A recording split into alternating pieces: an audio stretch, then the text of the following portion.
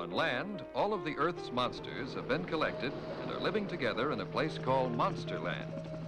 Look! You fools, you're in danger! They're here already! You're next! The views and opinions expressed do not necessarily reflect those of Access Fort Wayne, the Allen County Public Library, or any other supporting groups. Take your stinking paws off me, you damn dirty ape!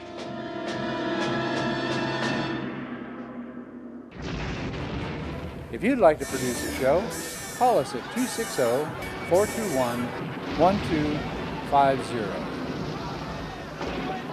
You're next! You're next! You're next!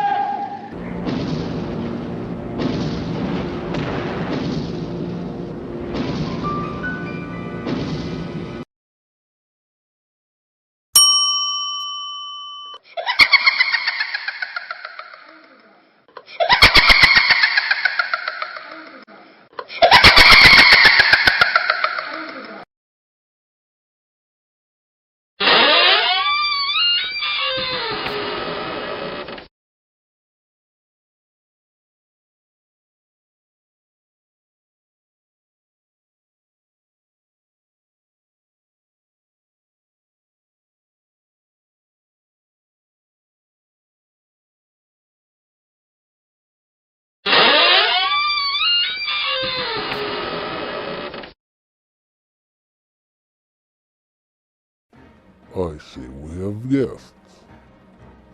Good evening, my children of the grave. I bid you welcome to the Haunted Hotel. I am the night manager and your host of horror, Mr. Graves. Thank you for spending your night with us.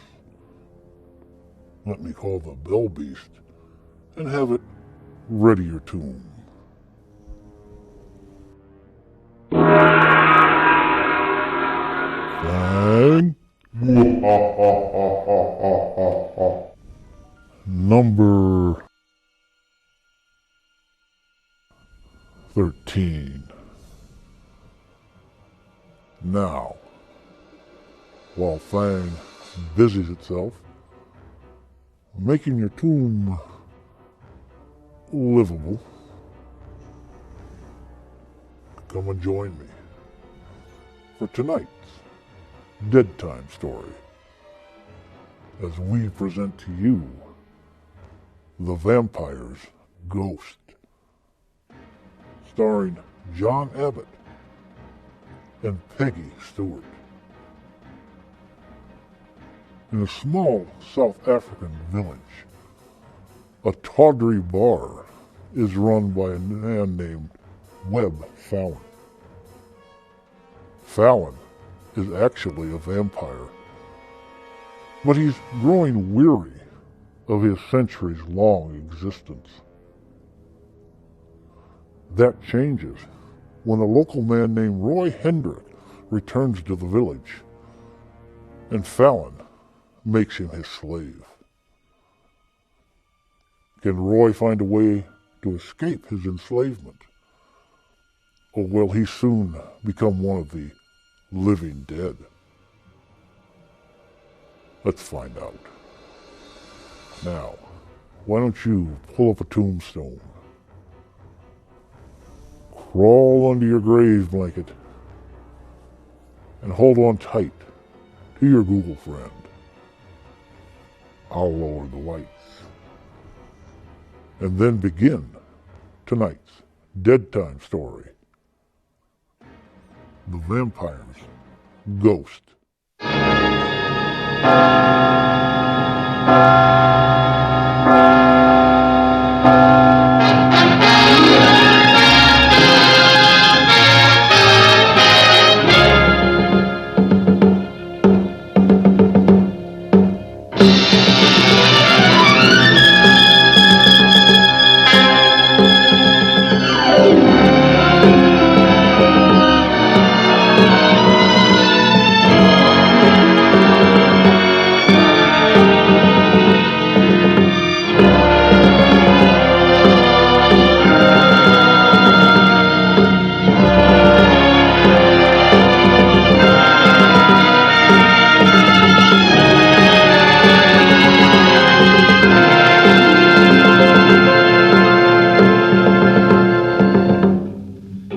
Africa, the dark land where voodoo drums beat in the night, where the jungles are deep and full of secrets, and the moon that lights them is still a mystic moon. Africa, where men have not forgotten the evil they learned in the dawn of time. I always come back to Africa, but even here there is no rest for me. The path of time is curved upon itself like a circle, without beginning, without end. I must follow it forever. I cannot die. I cannot rest. I cannot rest. I cannot rest.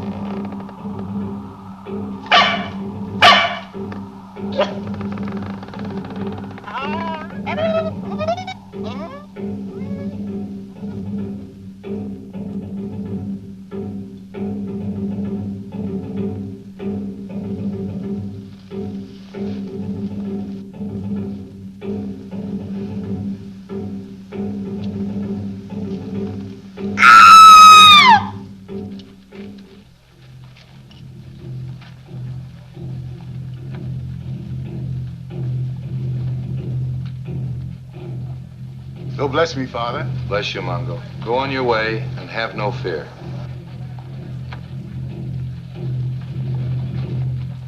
Bless us, Father. Bless you, children. Go on your way and have no fear. Bless you.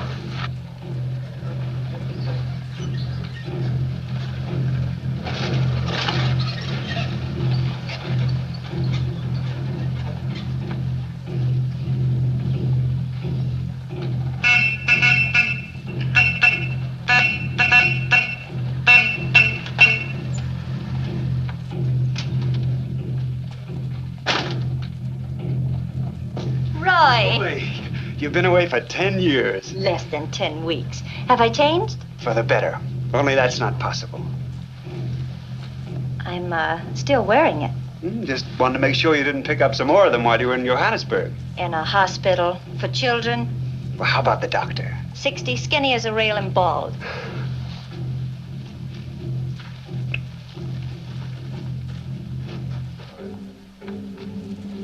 Well, looks like you'll be needing a priest. Father Gilchrist. Hello, Father. She's gonna make a lovely bride, Roy. Oh, Blarney. Blarney. Well, I like that. Well, you folks can stay out here if you like, but it's 10 degrees cooler inside, and more of these. No thanks, Tom, but I will take a nice, big, comfortable chair. I just trekked in from Alongo Village, and I'm a little bit weary. The best chair in the house, Father. There you are. 2 more, Esther. Those drums.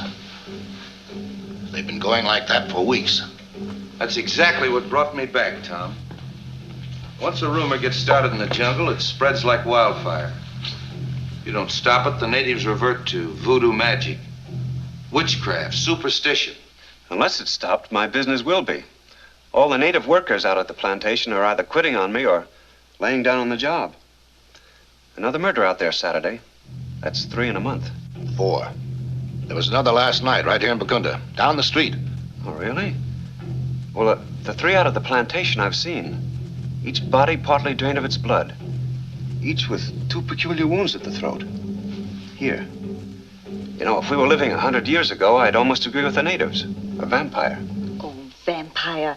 A dead man denied heaven because of his crimes. Doomed to remain on earth in hideous semblance of life. Sustaining his body on the blood of the living. Oh, medieval Tommy Rod, it's just a legend. Yes, but a universal legend, Julie. Well, now, do you believe in it, Father? No, I don't believe in vampires. But I do believe with the church in the power of evil. Whether we believe it or not, something's going on. It's having a bad effect on my native workers. Same trouble here in town. Any ideas, Roy? Yeah, I thought I'd see Webb Fallon. Webb Fallon? Who's he? Fallon. Fallon. That's from the old Gaelic. It means the stranger. One who walks in the darkness beyond the campfires. That describes Fallon. He's a newcomer to Bakunda. Runs a dive down near the waterfront. Nobody knows exactly where he came from. And in Africa, you don't ask questions. Well, what can he do? Well, in the short time Fallon's been here, he's Come to know more about Bakunda's underworld than most of the natives. If anybody knows what's going on, he does. I'll be back shortly.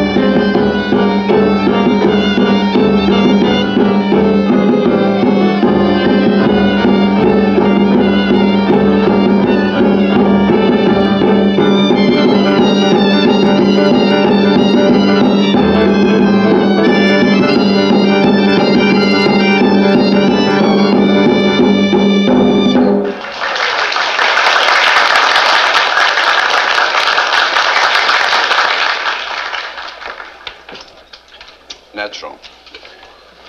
We're not through yet, Fallon. You've got everything but my shirt down there now, but you can't throw naturals forever. Here's my share of the trader boat Bakunda Queen.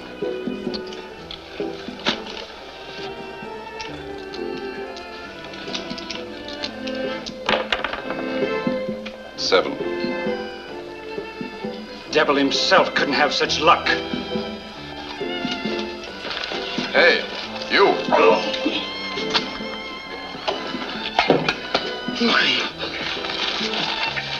Hey, everybody! The drinks are on me! Hey! Hey! Come on over here! Hey! That sailor, he'll make trouble. Go and dance, Lisa. Hello, Fallon. Well, Mr. Kendrick. Pretty rough on the guy, weren't you? Oh, I didn't ask him to play.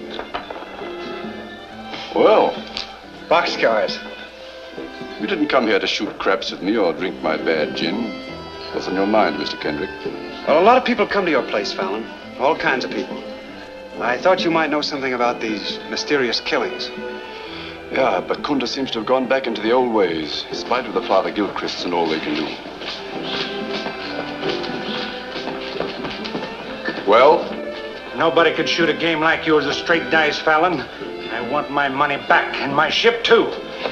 Take it easy, fella. I draw the dice myself. They're straight. Stay out of this, Kendrick.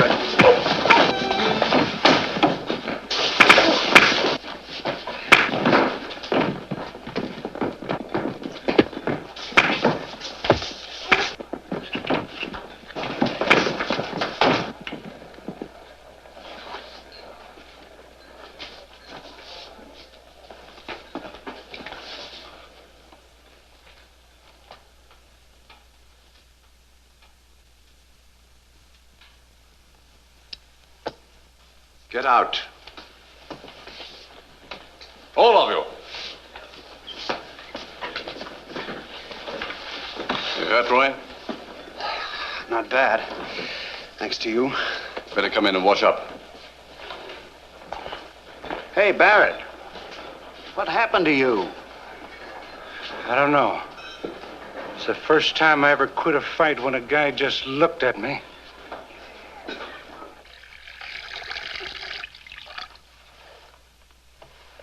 What happened to your mirror? Did you break it? Well, I removed it. The mirror's as bad as the sun if a strong light hits it. I have to be careful. I've got bad eyes. Africa's a pretty tough place for a man with eye trouble. Oh, I don't go out much in the daytime. When I do, I wear these. Come in. Excuse me, Mr. Fallon. You know the fellow you give your borrowed winnings to? The one that was buying drinks for the house? Yes? He just dropped dead out there. Heart attack, I guess. Not a mark on him. I'm sorry. Is there anything else, Jack? Well, no, I guess not. Except, what will I do with this? Give him to somebody else. Yes, sir. Don't touch that! I'm sorry. I was only looking for a cigarette. I didn't mean to speak so sharply. It's only that, well, this box means so much to me. 1588. The year of the Spanish Armada. But that's your name. And the name of my ancestor, Elizabeth Regina. Yes, she gave that box to the Webb Fallon of that day for services rendered to the Crown. Here, you wanted a cigarette. Well, thanks. That's very interesting. Why don't you come to dinner and tell us about it? I'm staying at Tom Vance's place. I'm sure they'd like to meet you. I wonder. You're a lucky man, Roy. Found for yourself the loveliest girl in all Africa. Or anywhere else. Oh, a slight exaggeration, I might add. Cigar? Ah, well, how can I thank you for a wonderful evening? The most charming people in Bakunda society. It's been a pleasure. Quite different from the life I usually lead. Mr. Fallon, do you mind if I ask you a question? Oh, please do. Just why do you lead this sort of life? A man of your intelligence and culture. Well, fate sometimes leads a man down strange pathways. A man always has a free will. Always. Sometimes things drive a man, regardless of his will. Things that may even tear his soul. There's always the church.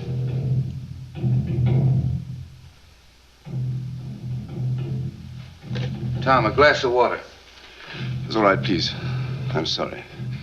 I had a touch of malaria once. These attacks are quite frequent. Simon Peter, coffee for Mr. Fallon. Oh, please, just be seated over there. I'll be all right in a moment.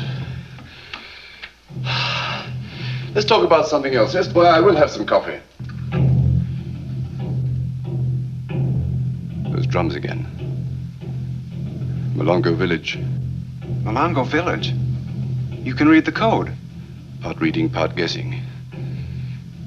There's a witchcraft cult in Malongo Village. That's where the trouble usually starts. It is a bad village. Has been for some time. I wonder if that's the place the vampire rumor started. Perhaps we ought to get a few men together and go up there. Might be a good idea. It is a good idea. I'll go there with you if you like, Roy, if you want company. Of course I want company. But are you sure you're well enough? Oh, I'll be all right in the morning. Shall we start at dawn? At dawn.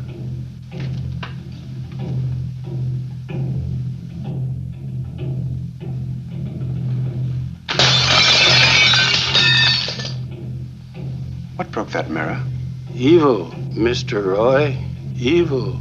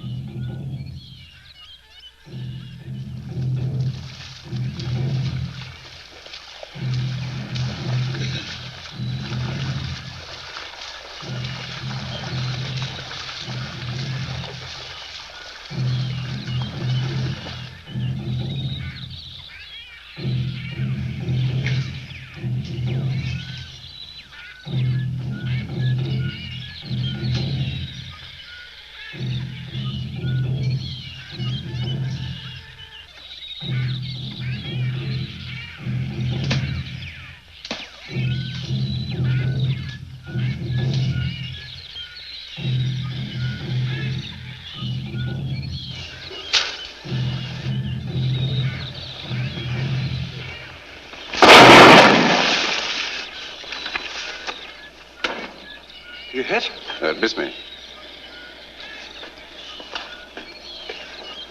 No, it's just a flesh wound. Simon Peter, better wash it out. The shot came from over there. Gun trap. You set it off yourself when you hacked at this.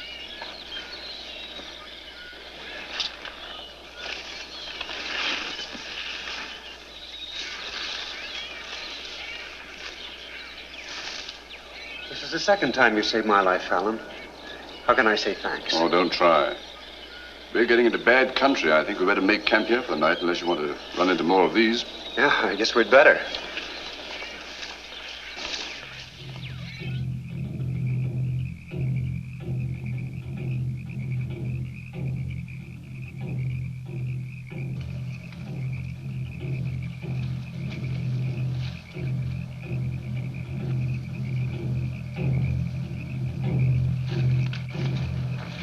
Tawana Fallon, here. IQ now. Meet Taba, here. Bullet come from front, over there. Bullet hit Taba. Same bullet. Why bullet no go through Buwana Fallon?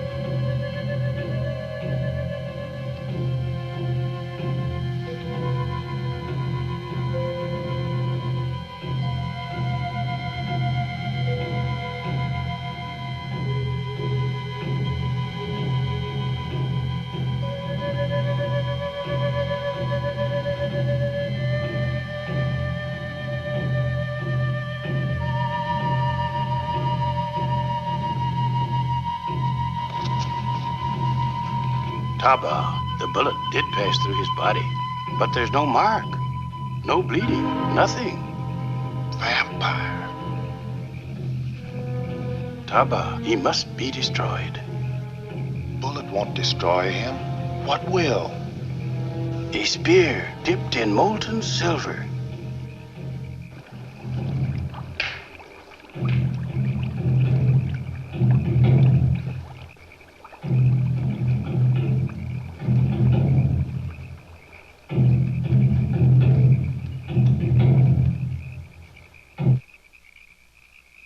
Voodoo drums. They stop.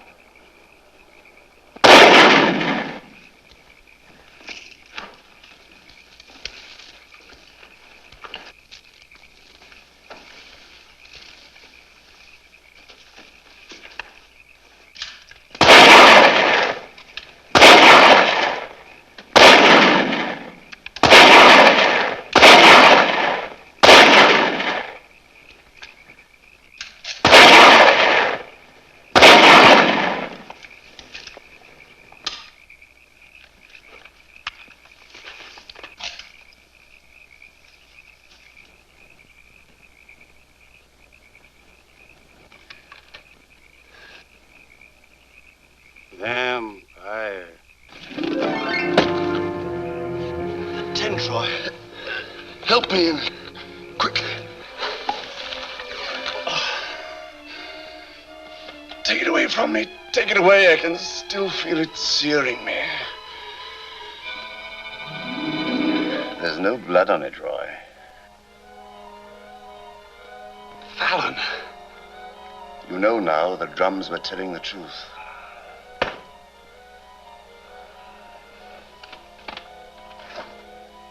Why, Look at me.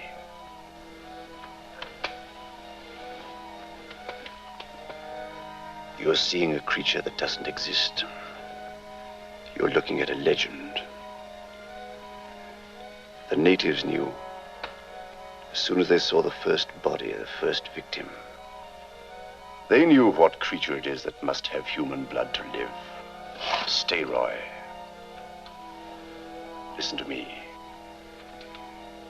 400 years ago, there was a young woman. I caused her death. Since that time, I've been under a curse. The curse of the undead. Young people like you and Julie, I destroy them. I cannot die. I live on and on to destroy peace and happiness. No, Roy. Put down the spear. Put it down. You can't fight me. I have walked the earth for 400 years. I've learned things that no human being can ever know. No man is strong enough to fight me. Kneel.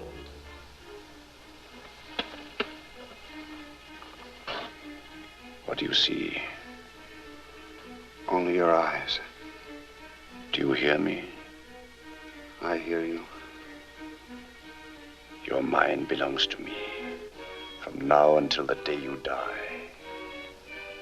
You will never speak of this. Never. I will never speak.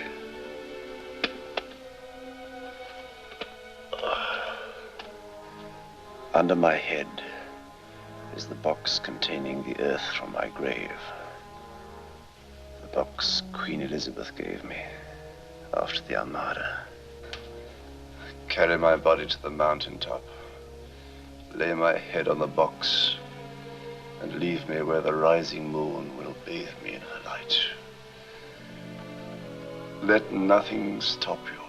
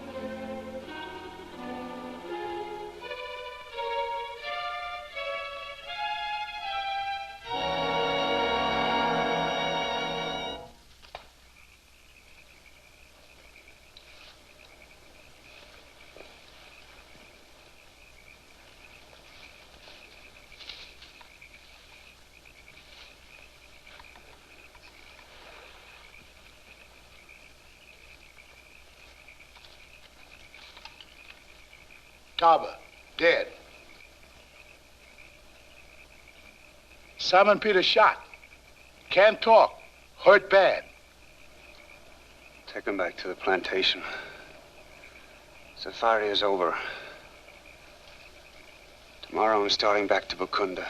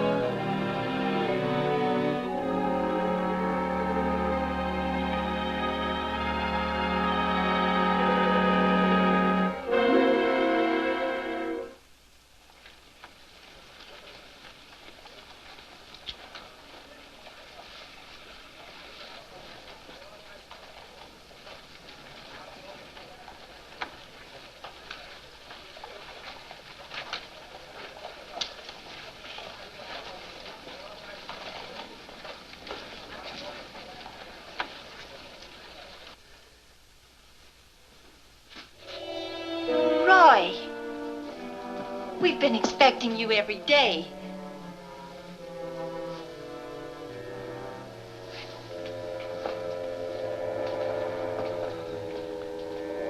Glad to see you back, Roy. Sorry I couldn't see it through with you, but these attacks of malaria. I'd have been more of a hindrance than a help. Anyway, you did a pretty good job without me. Oh, fine job, Roy. The killings have stopped and all the natives are quiet. Well, we haven't heard the drums for some time now. Julie, Fallon's.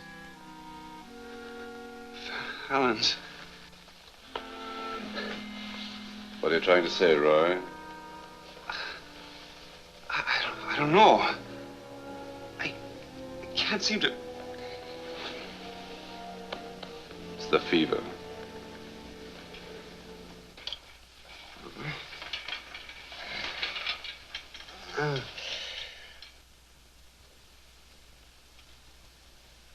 He'll rest now.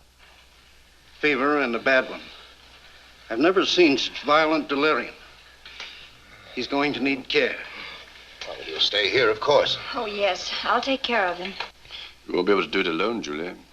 I'd like to help if I may. That's very kind of you. Not at all, Julie. I'd do anything to help you.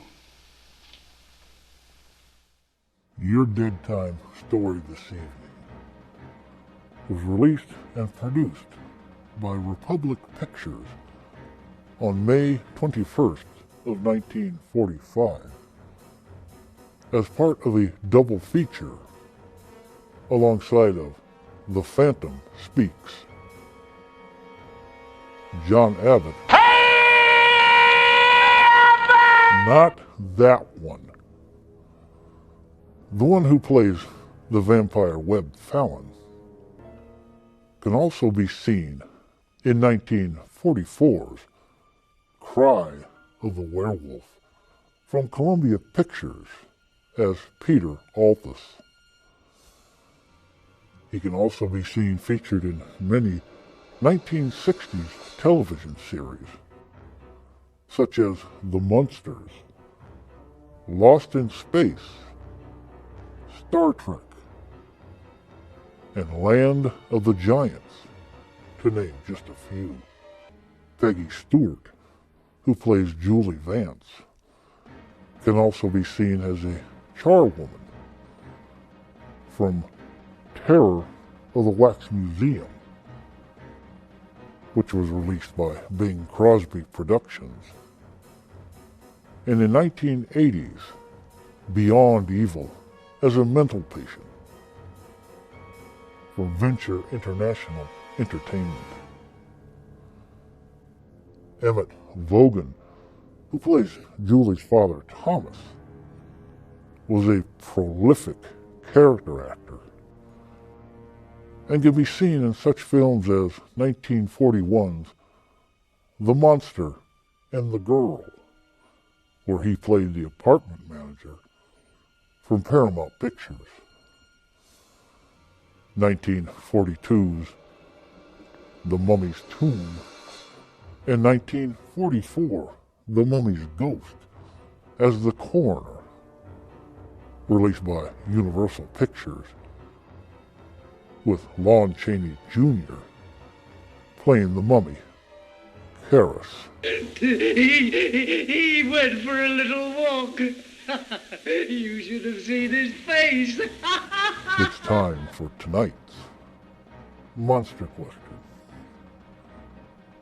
In what popular 1960s television series did John Abbott play a doctor who experiments on a gorilla? And what was his character's name?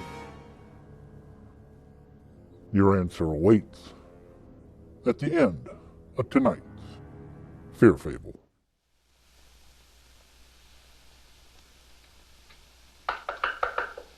Come in. Hello, Julie. Am I late? Not at all. I just stopped to get some food for Roy. How is he? I can't understand it. Normally the fever goes after a few days, but this has been going on for 2 weeks now, and there's no change. Oh, he's come out of it once or twice, long enough to ask me to wire to Johannesburg for this book. I can't imagine what he wants with it. But he was so violent about it, the doctor said it might make him worse if he didn't get it. It's a horrible legend. Listen.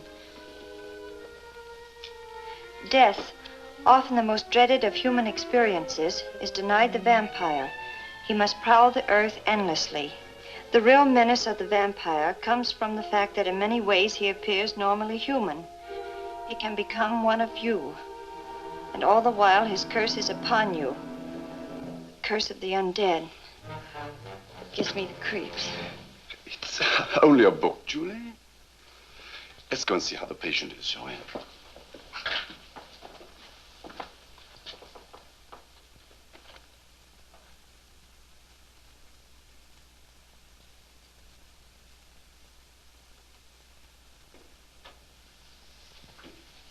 He He's still asleep. You've been very kind to spend so much of your time here. You've been very kind to let me.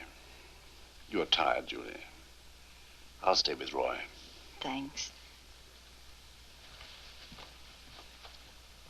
Oh, Julie. I almost forgot. I have something for you. Oh, it's beautiful. But... Oh, please. Being here in this house has given me a new interest. Showed me a side of life I am not accustomed to. I'm grateful. Go and rest, Julie. You're one of the nicest people I've ever known.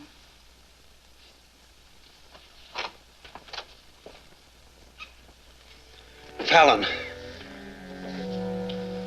I'm glad you're awake. Your book came, Roy.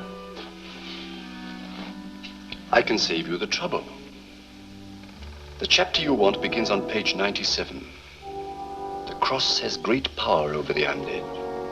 They cannot bear its paralyzing touch. But the undead can be completely destroyed in only one way. The body must be consumed with fire and the ashes scattered.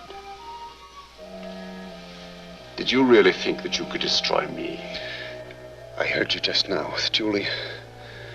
That's why you've been coming here. To be with her. Maybe it is, Roy. You destroy happiness. People like Julie and me. You come between them and destroy them.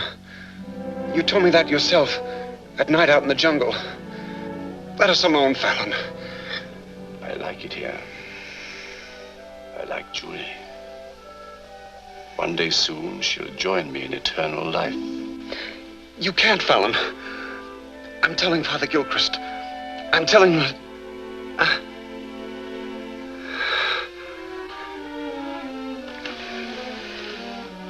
You are not telling anybody. There's nothing you could do to stop me. Nothing.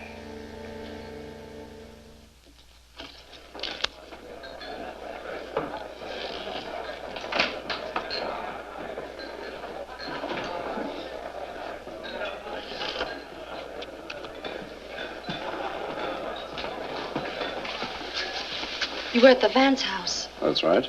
You were there last night and the night before and every day. You practically live there. Keeping track of me, Lisa? It's that Vance girl, Julie. She's the main attraction, isn't she? The only attraction. Good night, Lisa.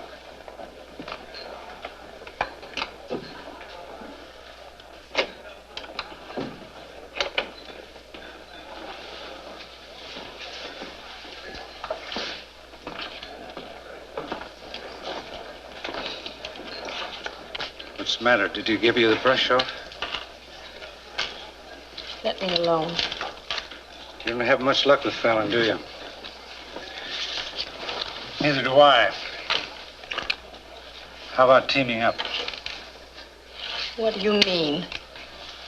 I'm well healed again. I'm looking for a chance to even up the score. You can't win. Are you sure?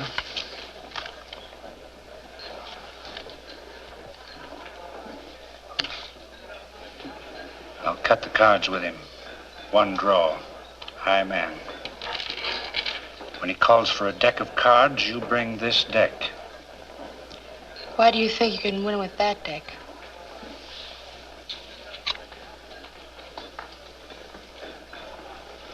This is why.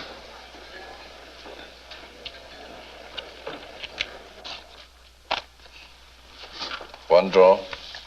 One draw. Ace high.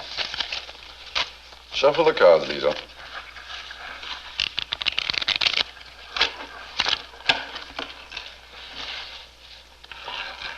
You first.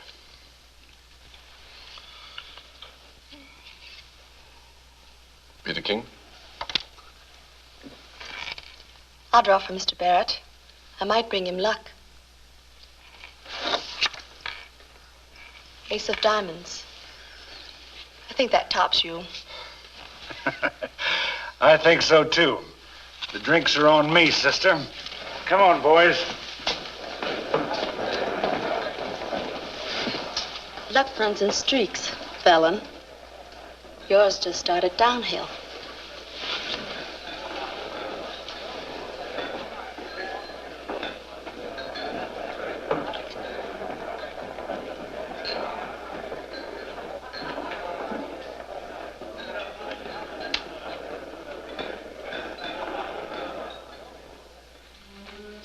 Well, we did it, huh, babe?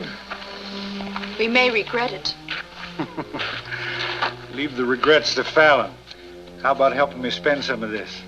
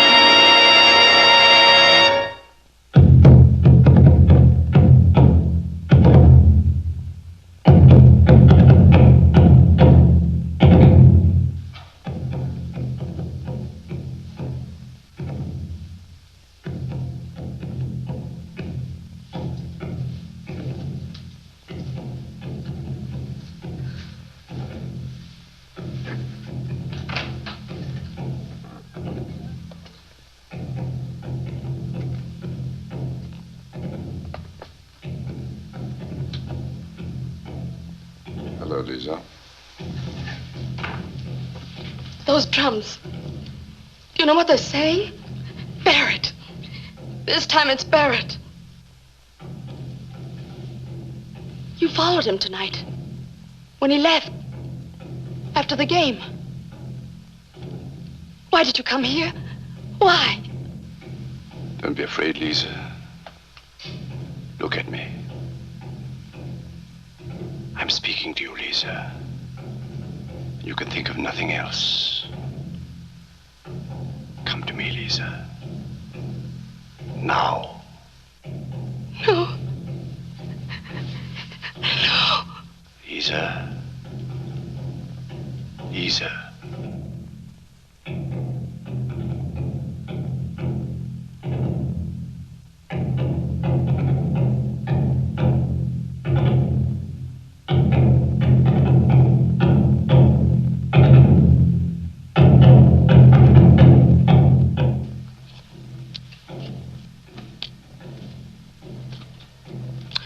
I'm sorry I can't help you, gentlemen. Barrett was here last night, and so was Lisa.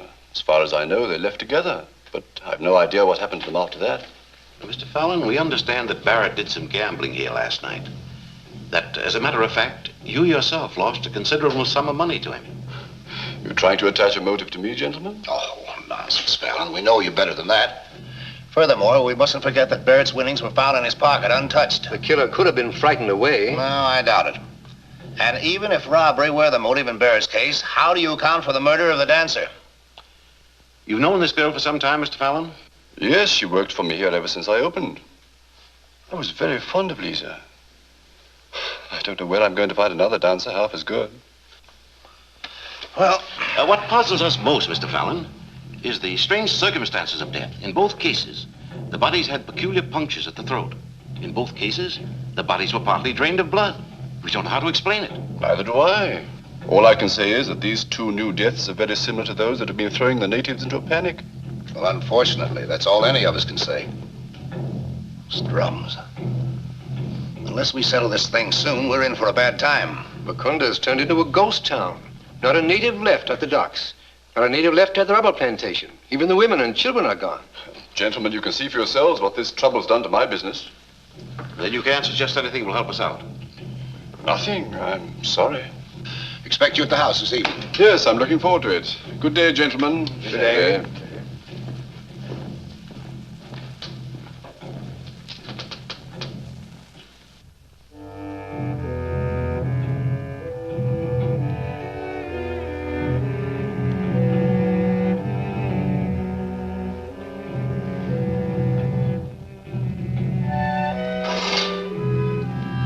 Roy!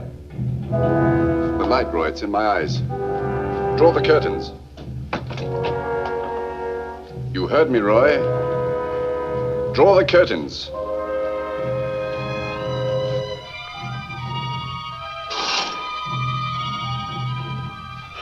I see you've been reading your book again. You've learned the undead are chained to their graves. Give anything to chain you to yours. Were you going to throw that earth out of the window? If you did, do you know what I'd have to do? I'd have to go back for more before the next full moon. That's all. Well, there's the window. Go ahead, scatter it. Let Julie alone. Let us both alone. Go away anywhere, away from Bakunda. Where to? This has all happened before. It'll all happen again. No matter where I go. Until the end of time.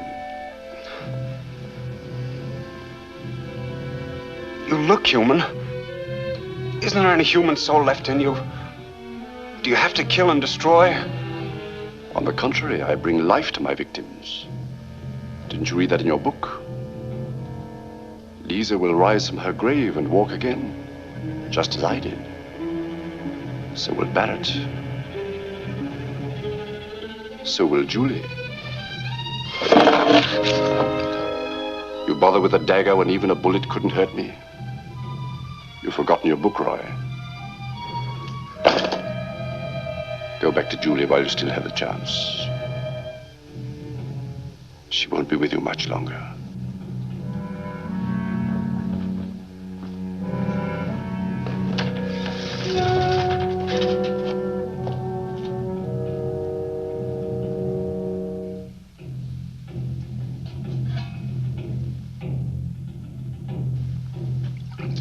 Natives are gathering at their villages. They've decided to take matters in their own hands. They blame Fallon. Blame Fallon? Yes, I'm afraid this settles it. Fallon will have to leave Bakunda at once. Leave? But you can't do that to him. It's for his own protection, Julie. Giving up everything, that's protection? Oh, please, try to understand. I think I do understand. You're afraid. Somebody has to be blamed, and Fallon's the outsider. Julie, that's not the point. No, I can see that. Fallon's tried to help in every possible way. Yet you're willing to take away everything he has and drive him out of here. Because these silly things have happened and... Do you want to see him killed? I want to see you find out the truth. Dad, don't you realize that driving Fallon out of here isn't going to stop this thing? It'll just start all over again, and then you'll have hurt him, and all for nothing. Oh, I'm sorry. I'm afraid we'll have to risk that. And you, Roy, are you going to risk it too? Well, why don't you speak up? Fallon saved your life not once but twice. He made that trek through the jungles with you, and he's been taking care of you through your sickness, and... Well, why don't you say something? Why don't you defend your friend? Julie, please. Roy's not well. You shouldn't. Well, what's the matter with him? What's the matter with all of us?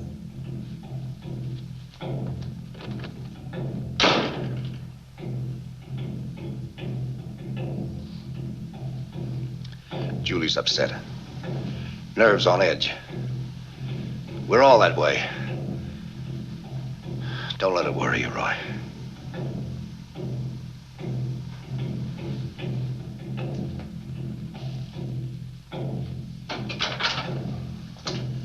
I'm glad you're here, Father.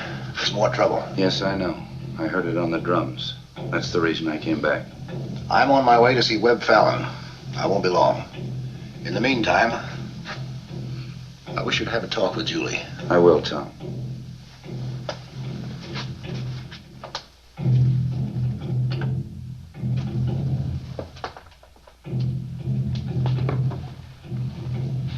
Roy, first I'd like to have a little talk with you. You're the real reason I came back. The drums said you were very ill. Is it the fever? Roy, look at me. The drums say it isn't the fever. That it's something else. Something deeper. Something that I can help you with. Tell me about it. I can't, Father. Roy, you've got to believe that a man's free will cannot be controlled by another unless he cooperates. And that's exactly what you've done. You've let Fallon control your will. It's up to you to stop it. What's the use, Father? It's too late. It's never too late if you really want help. The place for that help is the house of God. Shall we go there together, Roy?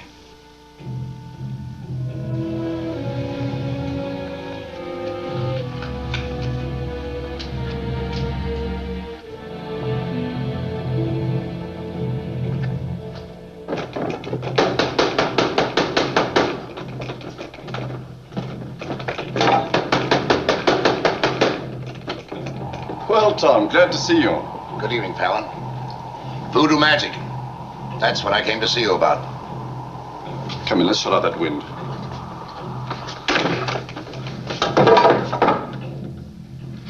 It's not a hocus pocus. I don't let it bother me.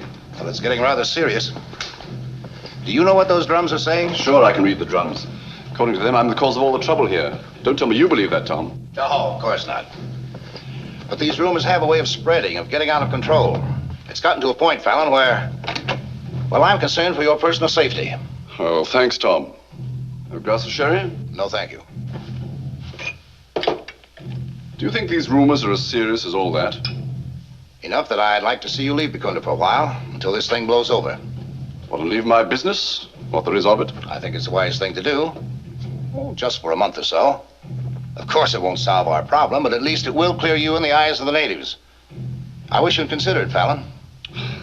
It is considered, Tom, and decided. I'll leave Bakunda as quickly as possible. Well, thank you. I don't think either one of us will regret it. There's a boat scheduled to sail in the morning, the Bakunda Queen. Not the Bakunda Queen, Tom. No skipper since the death of Barrett. Don't worry, I'll find some way of leaving the country. Good night, Fallon. Good night. Good luck.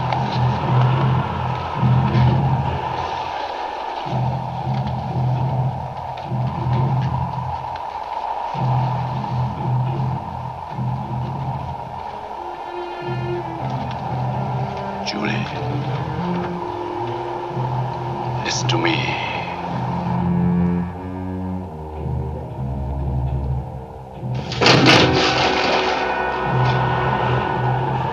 Julie, come to me, Julie.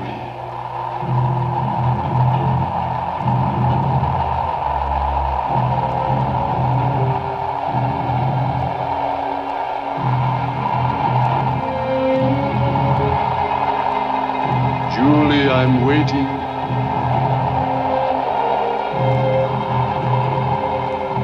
Come to me, Julie.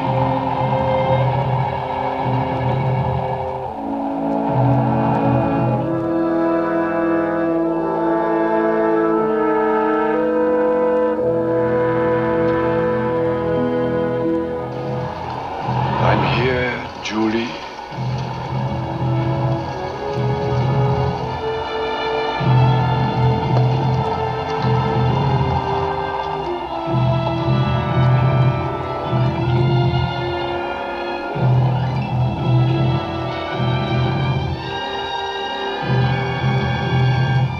I've been waiting, Julie.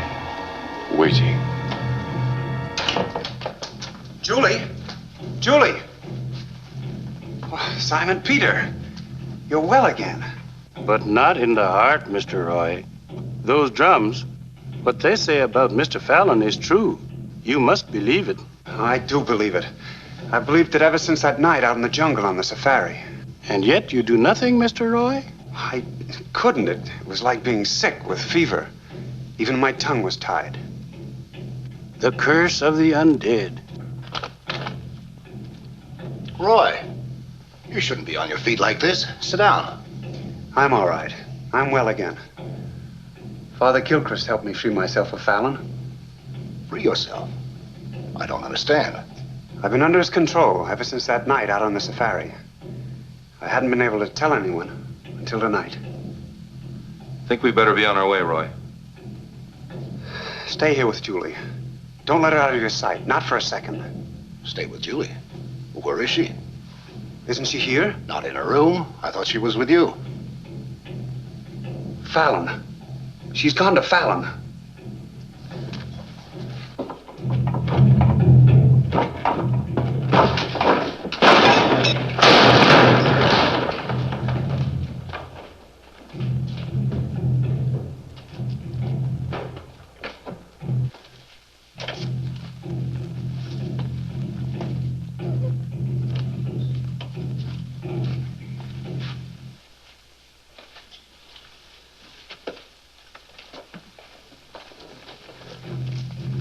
Box of earth. It would be right there if he intended to come back.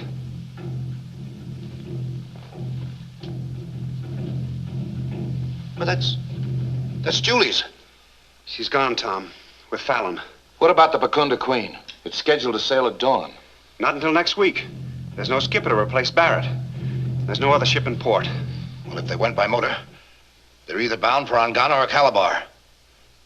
I'll get Dillon to open the telegraph office. Not a chance in a million they went anywhere but straight into the backcountry. We can't telegraph into the jungle. Oh, wait a second. We can. Simon Peter, the drums.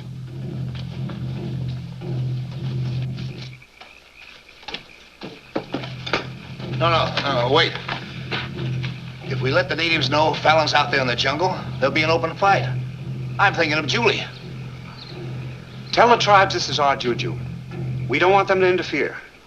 We'll get Fallon ourselves. All we want is their help to locate him. Send it like that.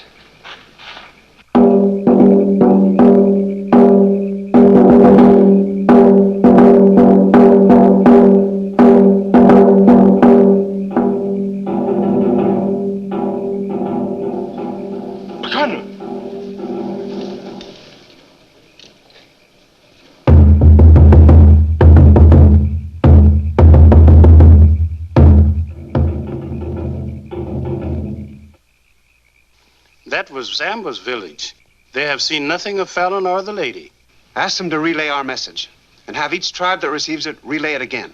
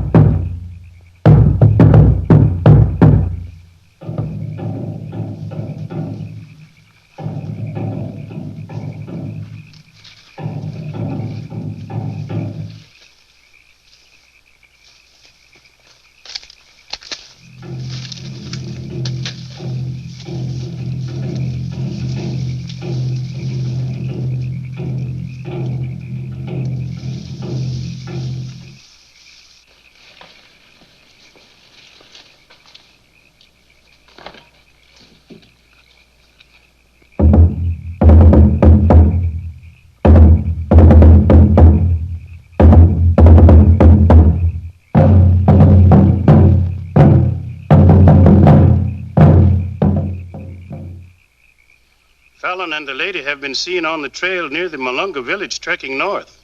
Repeat the message that no one is to interfere. Keep all the drums working. We want a report on the drums of their position each time they're seen.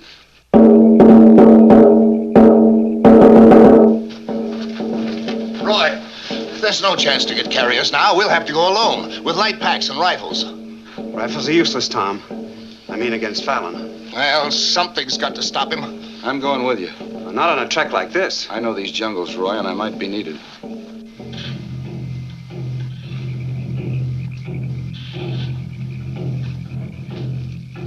This is Itoba village, Julie. We can stop here. What was this place? A temple village sacred to the death god of a forbidden cult. The cult was destroyed, but the temple was never touched. Native taboo says that those who come here will die. What a terrible thing. To worship death. There need be no death, Julie, if you know the way. I can show you the way. Where can we rest? Up here.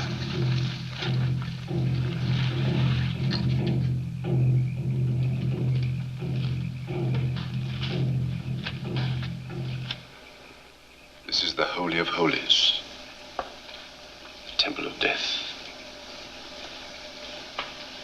Wait here, Julie.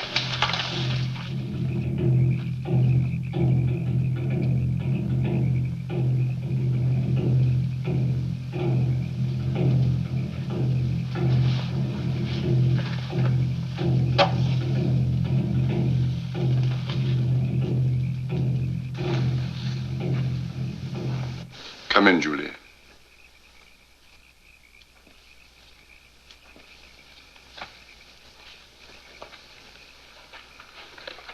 We'll wait here until moonrise.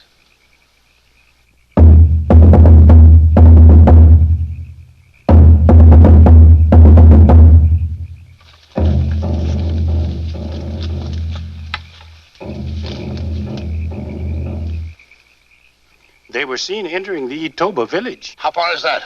About 2 hours, pushing hard. The moon should rise in a little less than 2 hours. You mean we can't make it? We've got to make it. The path of time is curved upon itself like a circle, without beginning, without end. A man may follow that path forever if he chooses. But he need not walk alone. We could walk that path together, Julie. We could visit worlds that no human eye has ever seen. Will you come with me, Julie? I'll go with you. Always. Sleep, Julie. Sleep. When the moon is risen, you will be beyond death.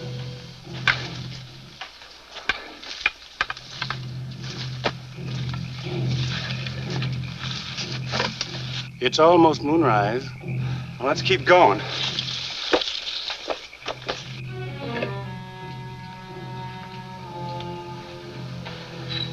Julie, this box contains the earth from my grave. It's not a sign of death, Julie. It's a sign of power in another world.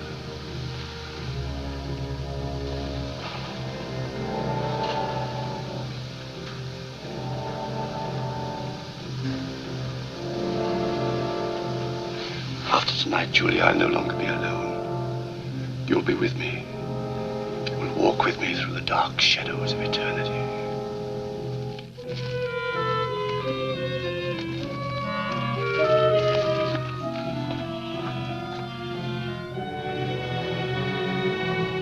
Julie, listen to me. Julie, the time is now.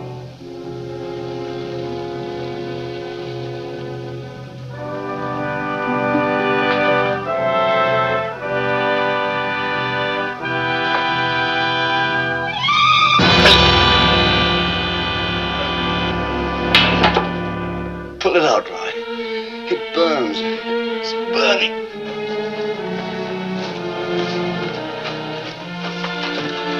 It's burning. It burns.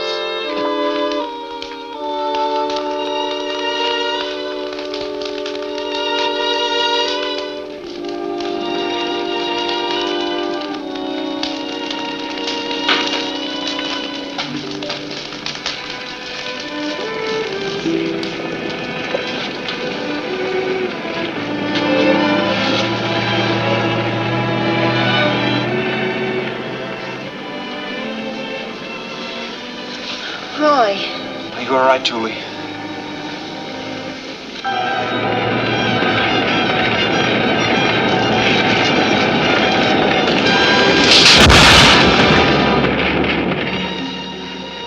It's like a terrible dream. But it's all over.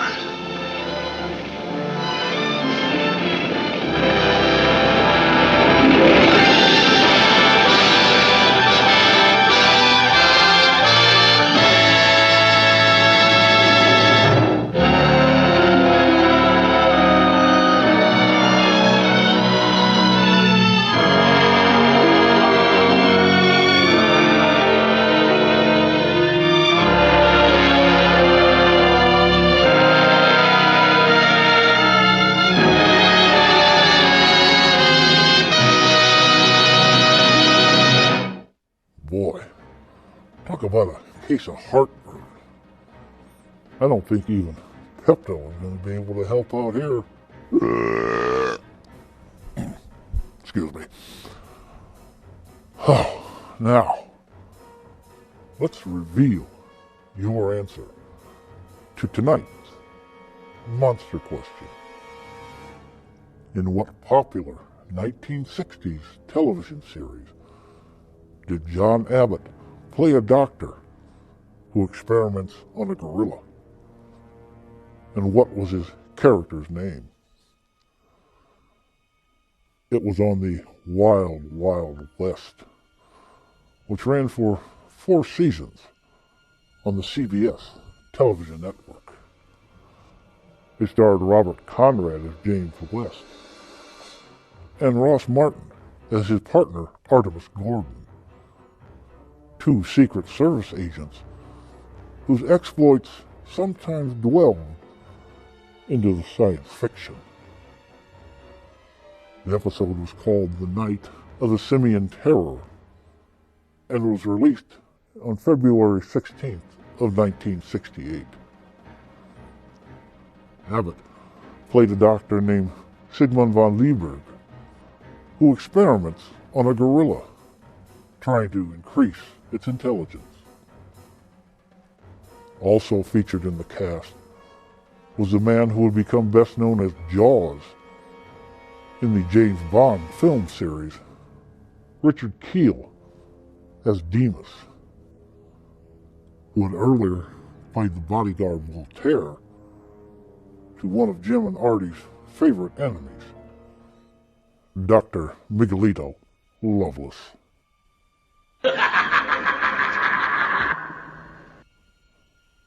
Fang tells me your tomb is prepared.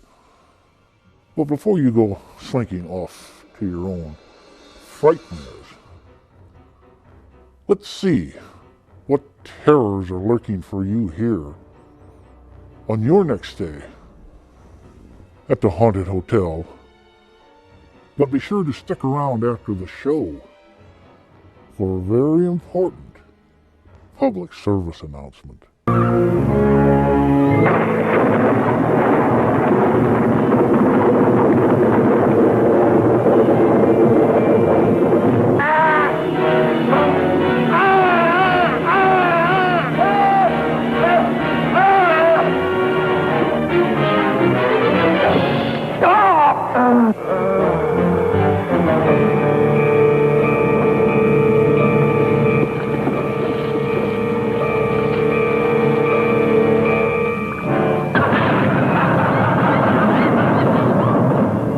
Tower of London, habitat of terror, the malevolent abode of evil.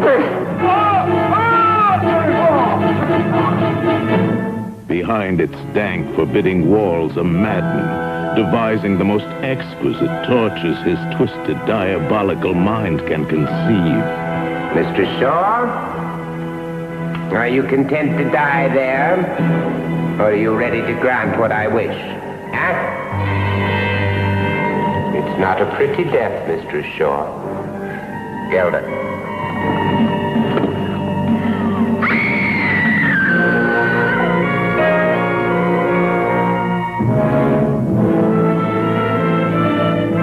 Vincent Price, personification of evil on the screen, stalks the kingdom of terror itself to take you on a rendezvous with fear. To look into the very face of hell and its unknown horrors. To pierce the veil that covers the shadowy figures lurking inside the fearful Tower of London.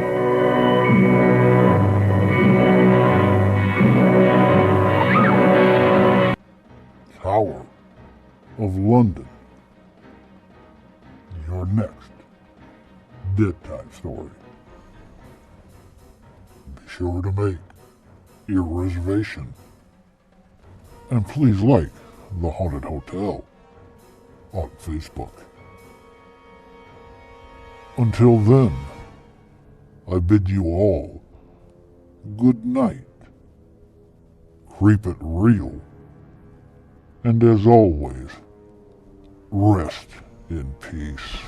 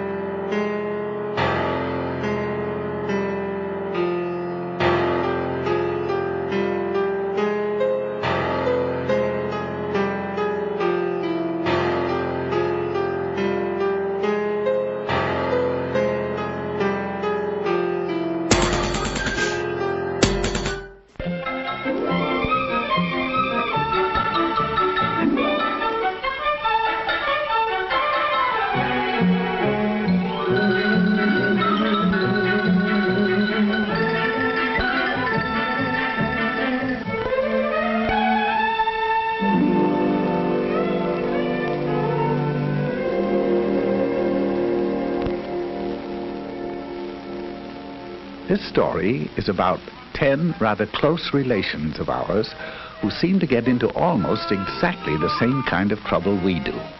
All 10 of these jolly characters lived in the same neighborhood and were all good friends, generally speaking. Each of them had a bicycle, and each took care of his bicycle in exactly the way he took care of himself.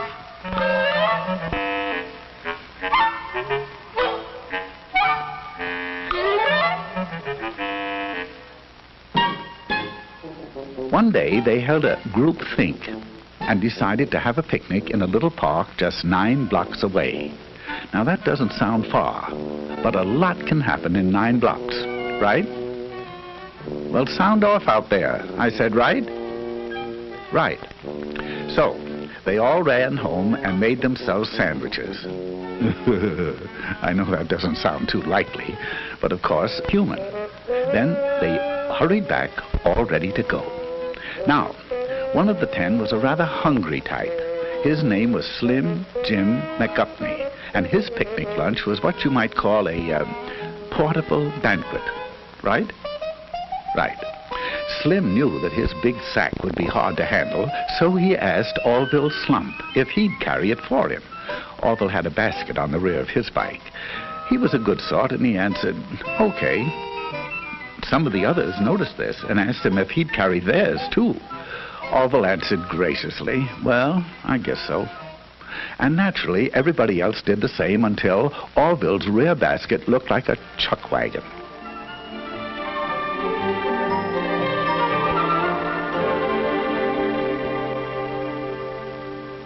At last, they were ready to go, and at a given signal, they went.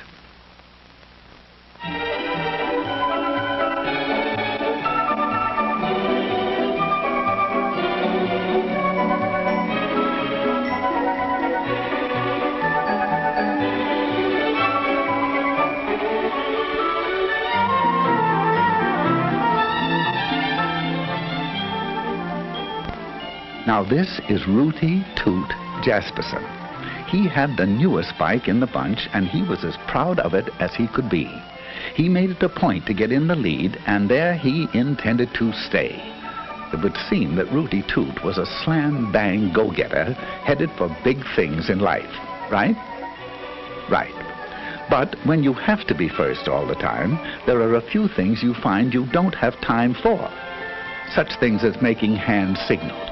Oh, he knew very well that bike riders are supposed to signal just like auto drivers. Hand down for slow or stop. Hand up for right turn.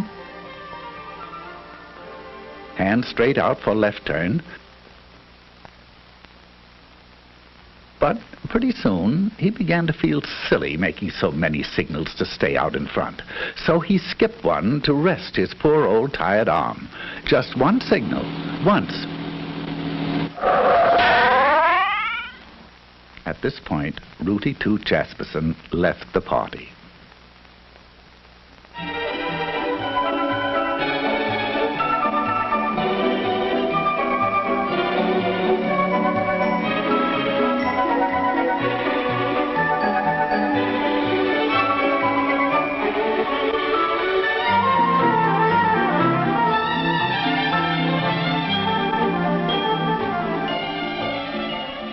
This charming little thing was actually christened Tinkerbell McDillingfiddy. She's a sweet and lovely girl, but she has a rather poor memory. Sometimes she forgets to brush her teeth. Sometimes she leaves homework at home. And sometimes she forgets to look at traffic signals. Now she knows that she should. She knows that she should ride just like auto drivers drive. But she's so busy being happy all the time that her little thoughts tend to wander and... Oh, dear, dear, they're wandering again. Here she goes.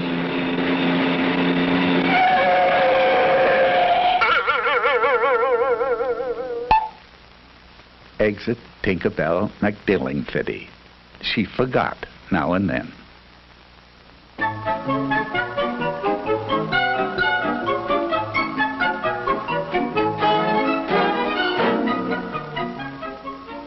Now, let me introduce Philip Flugel.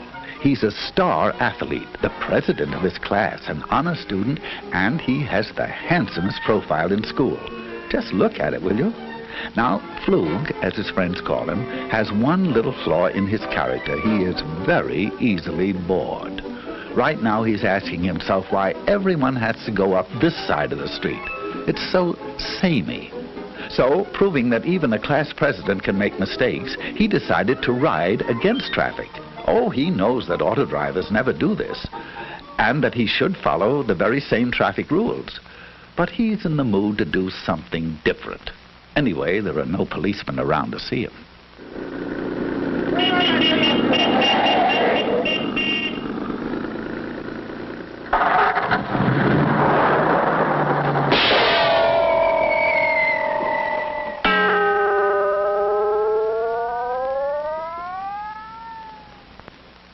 Philip Flugel is no longer bored.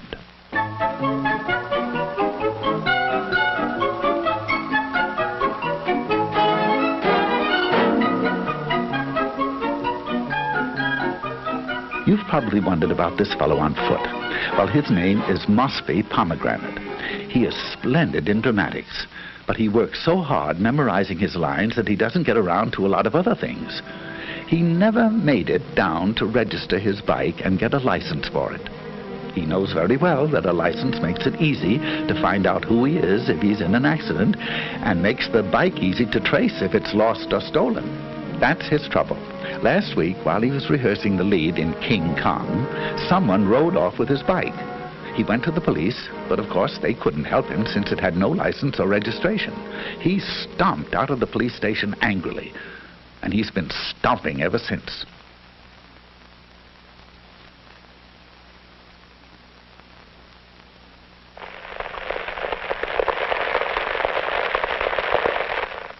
Farewell, Mosby Pomegranate, victim of fallen arches.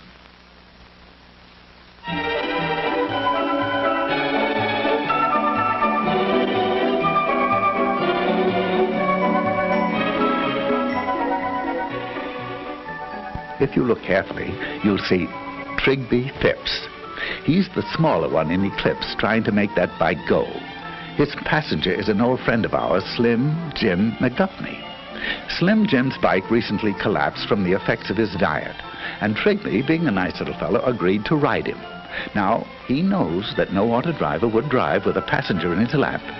He also knows that you can't see ahead very well with someone on the handlebars, and that you can't control the bike well, and that you can't make signals either.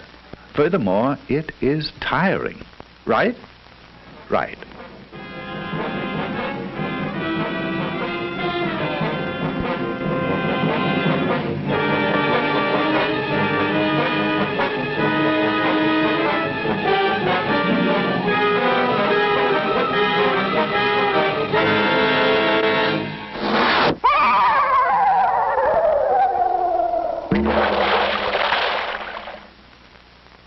So long, fellas. There seems to be a flaw in the buddy system.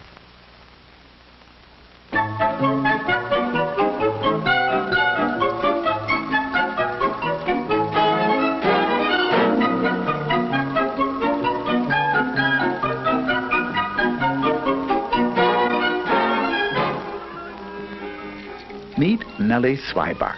She's as nice as can be on foot. But when she gets on that bike, sweet Nellie becomes terribly impatient with other people's driving. Although there are only a few left now, she's having trouble sharing the street with them. So Nelbert is about to make a decision she'd never make if she weren't angry. There she goes. There she goes. She knows that riding on the sidewalk isn't allowed in her city and many others, and that even where it is, pedestrians always have the right of way. But Nelbert's upset, and she'd like to know just one good reason why she shouldn't take over the sidewalk all to herself.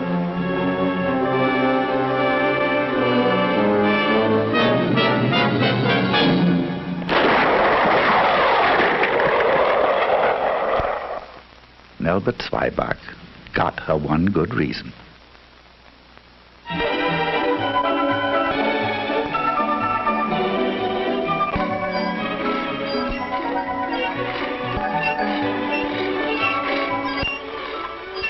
Those noise of transportation of Filbert Bagel.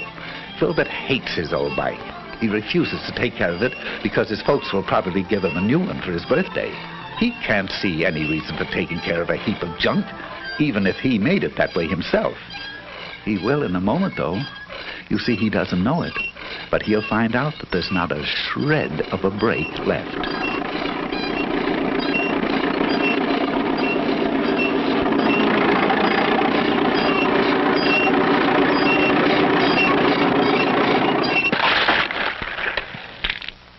Now, Filbert would be the first to agree that if it's worth riding, it's worth taking care of. Right? Right.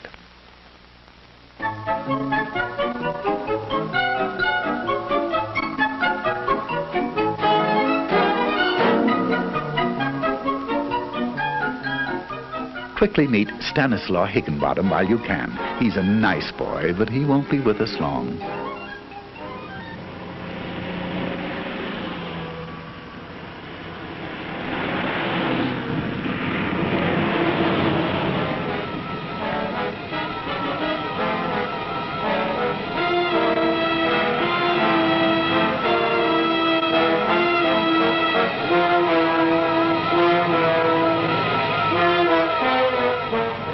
You are now looking straight at Stanislaw Higginbottom. He has neither lights nor reflectors.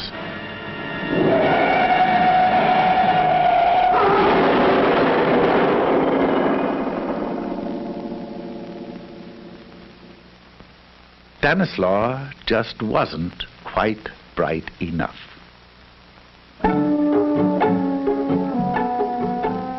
All of which leaves Orville.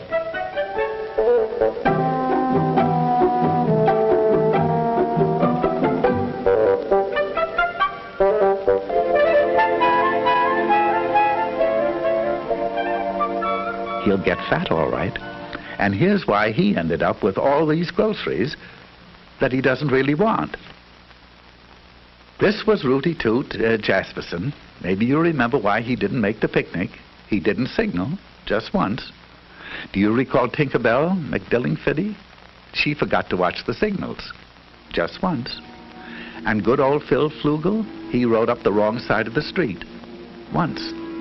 Mossby Pomegranate was the walking one. He didn't get around to registering his bike and getting a license. It would have taken him only a few minutes. The small one was Trigby Phipps, and his passenger was Slim Jim McGuffney. They rode double into trouble. Who can forget Nelbert Swyback? She wanted to know one good reason why the sidewalks didn't belong to her. Then there was Filbert Bagel. He didn't take care of his brakes, so they didn't take care of him. And good old Stanislaw Higginbottom. No lights, no reflector, no Stanislaw.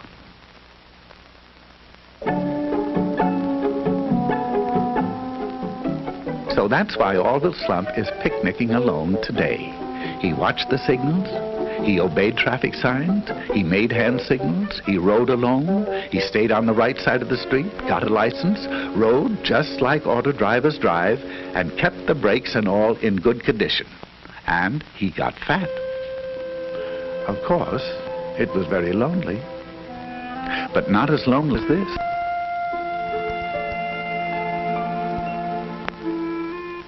But then, as anyone can plainly see, he wasn't a monkey, right? Now, that sounds as if you really mean it, right?